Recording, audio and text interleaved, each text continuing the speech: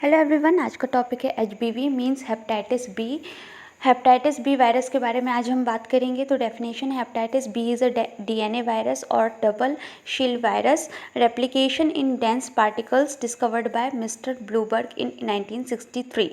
Okay, तो hepatitis B एक DNA virus होता है और डबल स्टैंडर्ड वायरस है। इसका रेप्लिकेशन बहुत ही डेंस पार्टिकल्स में इसका रेप्लिकेशन होता है और ये डिस्कवर किया गया था 1963 में मिस्टर ब्लूबर्ज के द्वारा। मिस्टर ब्लूबर्ज के द्वारा 1963 में डिस्कवर किया गया डीएनए वायरस है, डबल स्टैंडर्ड वायरस है और डेंस पार्टिकल्स में रेप्लिकेट होता है। नेक्स्ट है HBV virus related to hepadna virus family. HBV virus भी किसी फैमिली से बिलोंग करता होगा, तो HBV virus hepadna virus family से बिलोंग करता है और वहाँ से ये आता है। इसका इंक्यूबेशन पीरियड होता है 45 to 180 डेज़, मतलब 45 से 180 दिन के अंदर इसका इंक्यूबेशन पीरियड हो जाता है, ये इंक्यूबेट हो जाता है ये वायरस। इसका मीडियन 100 दिन से कम का होता है। नेक्स्ट हम बात करेंगे मोड ऑफ ट्रांसमिशन की। एमओडी मोड ऑफ ट्रांसमिशन किस किस से ये फैलता है। तो पहला है सेक्सुअल कांटेक्ट, हीट्रोसेक्सुअल मेल फीमेल के सेक्सुअल कांटेक्ट से भी हेपेटाइटिस भी फैलता है। पेरेंटल रूट मीन्स हम किसी भी टाइप का इंजेक्शन लगा रहे हैं और वो इन्फेक्टेड है तो भी हमें देखा जा सकता है एचबीवी वायरस। पेरीनेटल 28 वीक से 7 डेज़ आफ्टर बर्थ के बाद 28 हफ्ते से 7 दिन के बाद हमें एचबीवी वायरस देखने को मिलता है इन पेरीनेटल।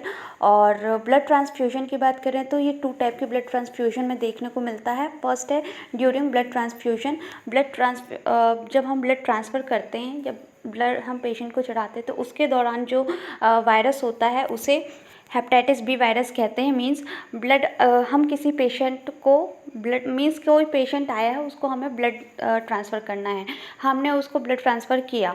ड्यूरिंग ब्लड ट्रांसफ़र मतलब उस ब्लड ट्रांसफ़र के दौरान अगर उसको कोई कुछ भी इन्फेक्शन है, अगर वो ब्लड इन्फेक्टेड है या कुछ भी इस टाइप का है तो उसे हेपेटाइटिस बी वायरस उसमें हमें देखने को मिलेगा। और अगर कोई पेशेंट है आफ्टर ब्लड ट्रांसफ्यूजन उसको हेपेटाइटिस सी वायरस देखने को मिलेगा। तो ये थे mode of transmission in sexual contact, parental